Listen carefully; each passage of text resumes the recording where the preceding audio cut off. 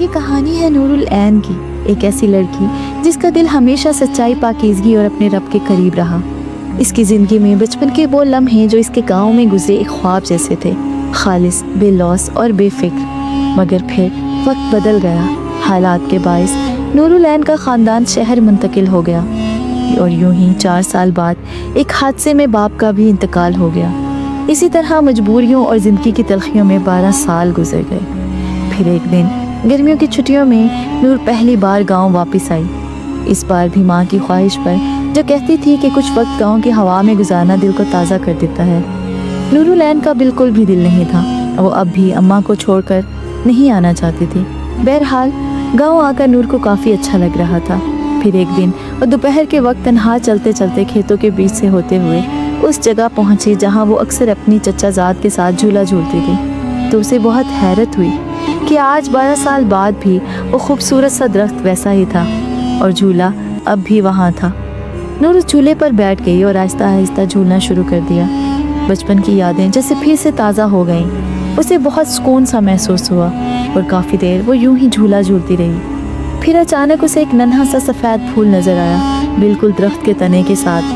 وہ بہت خوبصورت تھا، باقی پھولوں سے بالکل الگ۔ عجیب سی کشش تھی اس پھول میں، جیسے وہ نور العین کو پکار رہا ہو۔ نور کا تجسس اسے اس پھول کے پاس لے آیا، اور جیسے ہی اس نے وہ پھول چھوا تو ایک تیز سی سرد ہوا کا جھونکا آیا۔ درخت کی شاخیں زور زور سے ہلنے لگیں اور ایک گونجتی ہوئی سی سرگوشی فضا میں پھیل گئی۔ نور العین ڈر کے مارے پیچھے ہٹی اور زمین پر گر گئی، اور اسی لمحے ایک روشنی سی درخت کے تنے سے نکلی، جیسے کوئی بند قید کھل گئی ہو۔ روشنی ایک دائرے میں گھومتی رہی اور اچانک پھر خاموشی چھا گئی۔ نور العین خوف زدہ تھی، مگر جیسے تیسے خود کو سنبھالا اور گھر کی طرف بھاگ گئی۔ لیکن اسے نہیں معلوم تھا کہ آج کے بعد اس کی زندگی بدلنے والی تھی۔ اس درخت کے اندر ایک جن قید تھا جس کا نام تھا زاویار۔ وہ کوئی عام جن نہیں تھا، بلکہ وہ جنوں کا شہزادہ تھا۔ اس پر ایک ظالم جناتی عالم نے صدیوں پہلے ایک کرس ڈالا تھا کہ وہ تب تک اس درخت سے بندھا رہے گا جب تک کوئی نیک لڑکی جو اس کی سچی محبت بھی ہو اس پھول کو چھو نہ لے۔ زاویار تو بچپن سے ہی نور العین پر عاشق تھا، مگر قید کے باعث وہ اس درخت سے بندھا تھا۔ وہ صرف اسے دیکھ سکتا تھا، سن سکتا تھا، مگر اس کے پاس نہیں رہ سکتا تھا۔ جب اس نے صدیوں کے انتظار کے بعد نور العین کو دوبارہ دیکھا، تب پھر سے اس کے اندر آزاد ہونے کی حسرت جاگی۔ جس لمحے زاویار نے یہ خواہش کی، شاید وہ قبولیت کی ہی گھڑی تھی، اسی لیے تو آج نور العین نے وہ پھول چھو ہی لیا۔ صدیوں کی اذیت ختم ہو گئی اور زاویار پھر سے آزاد ہو گیا۔ اب اس کی زندگی کا ایک ہی مقصد تھا، نور کی محبت حاصل کرنا، نور کو اپنا بنانا، ہر پل ہر لمحہ اس کے ساتھ رہنا۔ پھر اسی رات جب نور العین سو رہی تھی تو زاویار ہوا کے جھونکے کے ساتھ اس کے کمرے میں داخل ہوا۔ وہ اس وقت نور کے بہت قریب تھا، اتنا کہ دھڑکنیں اس کی صاف سن سکتا تھا۔ وہ سوچ رہا تھا کہ تم ہی تھی میری سچی محبت، میں تو تمہارا عاشق پہلے سے ہی تھا، اب تمہارا قیدی بھی بن چکا ہوں نور۔ میں تمہیں چھوڑ کر اب کہیں نہیں جاؤں گا، ہر لمحہ ہر وقت تمہارے ساتھ رہوں گا۔ نور العین صبح جب اٹھی تو تکیے کے قریب ایک سفید پھول پڑا تھا، بالکل ویسا ہی جیسا کل اس نے درخت کے پاس دیکھا تھا۔ پہلے تو وہ کافی حیران ہوئی کہ یہ پھول یہاں کیسے آیا۔ ایک پل کو جیسے کل کا سارا منظر اس کی آنکھوں کے سامنے چھا گیا۔ نور کو پسینے آنے لگے، مگر اپنی سوچوں کو جھٹلاتے ہوئے دل کو جھوٹی تسلی دینے لگی کہ شاید کل کپڑوں کے ساتھ چپک گیا ہوگا، اور جلدی سے وہ پھول اٹھا کر الماری میں رکھ دیا اور خود کو پرسکون کرنے لگی، سمجھانے لگی کہ تم زیادہ ہی سوچ رہی ہو نور، ایسا ویسا کچھ نہیں ہے، ہاں کچھ نہیں ہے، مگر یہ تو بس ایک شروعات تھی۔ آنے والے دنوں میں گھر واپس آ کر بھی نور نے اور بہت کچھ محسوس کیا، جیسے روز صبح جب وہ اٹھتی تو ایک پھول اس کے تکیے کے پاس رکھا ہوتا۔ وہ ہر پل ایک دھیمی سی خوشبو اپنے آس پاس محسوس کرنے لگی تھی۔ کبھی وہ آئینے کے پاس سے گزرتی تو ایک لمحے کو ایسا لگتا جیسے عکس میں کوئی اور بھی تھا، حتیٰ کہ جب وہ نماز پڑھتی تو تب بھی وہ محسوس کرتی جیسے کوئی اسی کے کہے الفاظ دہرا رہا ہو۔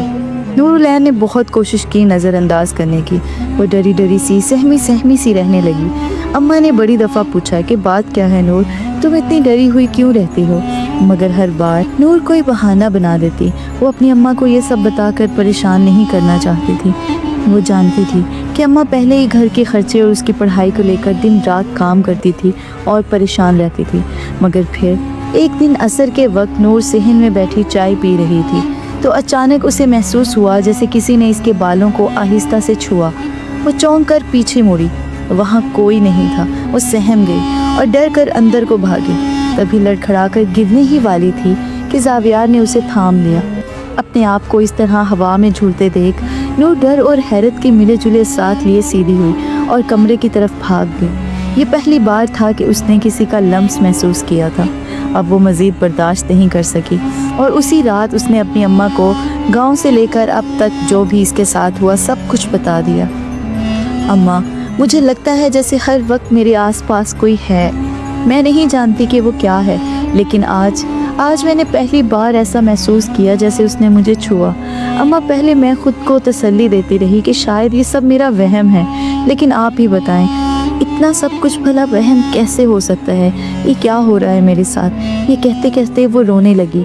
अम्मा भी परेशान हो गई। उन्होंने नूर को नरमी से डांटा कि तुमने मुझे पहले ये सब क्यों नहीं बताया? मैंने तुमसे पूछा भी था। तो नूर बोली, अम्मा, आप पहले ही बहुत परेशान रहते हैं और ये सब बताकर मैं मज़ीद आपको परेशानी में नहीं डालना चाहती थी। अब की बार अम्मा ने नूर को बड़े प्यार से अपने गले लगाया और बोली, तुम डरो नहीं, मैं सुबह ही तुम्हें मौलवी साहब के पास ले जाऊंगी, वो दम कर देंगे, इंशाल्लाह सब ठीक हो जाएगा। ये सुनते ही नूर सुकून से इनके साथ सिमट गई। अगली सुबह नूर अपने कमरे में बेड पर बैठी किताब पढ़ रही थी कि अचानक कमरे का दरवाज़ा आहिस्ता से बंद हो गया। नूरुलैन खौफ के मारे वहीं जम गई, मगर तभी एक अजीब सी गर्मी इसने अपने हाथों पर महसूस की, जैसे किसी ने इसके हाथ पर अपना हाथ रखा हो। वो ज़ावियार था जो बिल्कुल उसके सामने बैठा था, मगर नूर उसे देख नहीं पा रही थी। ज़ावियार की नज़रें नूरुलैन के चेहरे पर जमी थी और वो सोच रहा था, मैं तुम्हारे सारे डर को ख़त्म कर दूंगा नूर, और तुमसे सारे गमों को दूर कर दूंगा। बस थोड़ा सा और इंतज़ार करो नूरुलैन, अब मैं तुम्हें छोड़कर कभी नहीं जाऊंगा, कभी नहीं। नूर उठना चाहती थी, भागना चाहती थी, मगर वह जैसे जम सी गई थी। तभी उसकी माँ आवाज़ देते हुए अंदर दाखिल हुई तो नूर भागकर माँ के गले लग गई। अम्मा, वो फिर से आया था, वो यही है, वो यही है। ज़ावियार भी नूर को इस कदर डरा हुआ देख परेशान हो गया था। वो नूर को डराना नहीं चाहता था, वो तो बस उसके साथ रहना चाहता था, मगर मजबूर था। अभी उसमें इतनी ताकत नहीं थी कि वो इंसानी शक्ल में नूर के सामने आ सके। मगर नूरुलैन अब बेचैन हो चुकी थी, उसे उससे बहुत डर लगता था। ज़ोहर की नमाज के बाद नूर की माँ उसे लेकर वहीं पर एक मुकामी मौलवी साहब के पास गई। मौलवी साहब ने उसे दुआएं दी, पानी दम करके दिया और कहा कि रात सोने से पहले ये सब पढ़ा करे। नूरुलैन की माँ इसे बड़े प्यार से पुरसुकून करने की कोशिश कर रही थी कि बेटा, अल्लाह सब देख रहा है, तू बस नमाज पढ़ती रह, सब ठीक हो जाएगा। अम्मा और नूर अब सब जान चुकी थी कि नूर पर कोई साया है। मौलवी साहब ने इन्हें सब बता दिया था और नूर को यकीन नहीं हो रहा था। इसे तो ये सब कहानियाँ लगती थी, मगर अब वो सब खुद इसके साथ हो रहा था। ज़ावियार भी नूर को इस हाल में देखकर परेशान था और इसीलिए ज़ावियार कुछ दिन नूर से दूर रहा, बस दूर से इसे देखता रहता, क्योंकि अगर वो पास आता तो नूर शायद इसकी मौजूदगी को महसूस करके फिर से डर जाती।